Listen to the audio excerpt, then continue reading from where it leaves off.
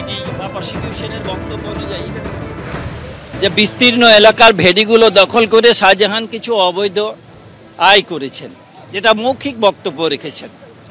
Unfortunately the order of arrest একটা শব্দও লেখা নেই। সন্দেশখালীর ঘটনার মাস্টারমাইন্ড শেখ শাহজাহানকে হেফাজতে চেয়ে আজকে আদালতে একের পর এক বিস্ফোরক দাবি করা হলো ইডির তরফে। ভেড়ি ব্যবসার আড়ালে কিভাবে কালো টাকা পাচার করা হতো এবং সেই অ্যামাউন্টটা 31 কোটি 20 লক্ষ টাকা আদালতে এমনই বিস্ফোরক দাবি করা হচ্ছে ইডির তরফ থেকে। এবং আরো যেটা বলা হচ্ছে যে কোম্পানি খুলে কালো টাকা পাচার করা হতো। সন্দেশখালী গোটা দেশকে বিচার দিতে হেফাজতে চাই শেখ শাহজাহানকে। কোর্টে এভাবেই আজকে সওয়াল করলো ইডি। আর ইতিমধ্যেই 13 এপ্রিল পর্যন্ত ইডি হেফাজতে সন্দেশখালীর মাস্টারমাইন্ড। 5 জানুয়ারি হামলার 87 দিন পরে ইডি হেফাজতে মাস্টারমাইন্ড। আর আজকে শেখ শাহজাহানকে হেফাজতে চেয়ে আজকে আদালতে একের পর এক বিস্ফোরক দাবি ইডির।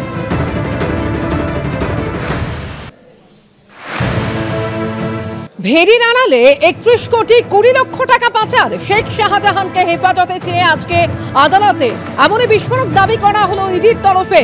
ভেড়ি ব্যবসার আড়ালে কালো টাকা পাচার করা হতো, কোম্পানি খুলে কালো টাকা পাচার এবং আদিবাসীদের জমি ভেড়ি জবরদখল।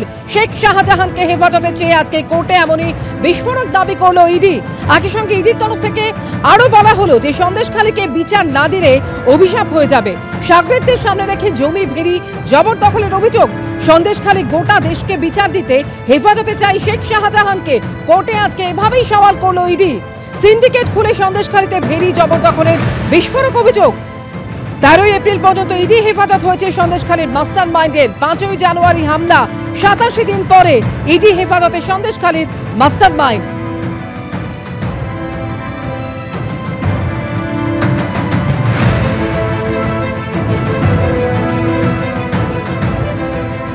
पीछे रहिए, बोल रहा हूँ आपको। धक्का मुक्की होगा, ठीक होगा क्या? फिर हम धक्का करेंगे, ठीक है क्या? ओ भाई শাহজাহান কিছু বলবেন?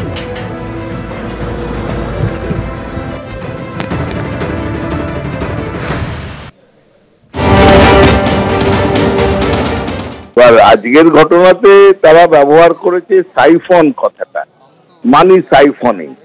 মানি সাইফনিং মানে একটা বৈধ মানি আর একটা অবৈধ জায়গায় পাঠানোকে বলা হয় সাইফন। তারা কি তাই মিনিং করেছে যে তিনি যে টাকাটা পাঠিয়েছেন সেটা যেখান থেকে নিয়েছেন সেটা বৈধ টাকা, কিন্তু অবৈধ জায়গায় পাঠিয়েছেন? কি ব্যাপারটা তো ক্লিয়ার হলো না। কোত্থেকে ভেরির টাকা সাইফনিং হয়েছে? কার টাকা কোথায় গেছে? বিদেশে গেছে না অন্য কিছু হয়েছে?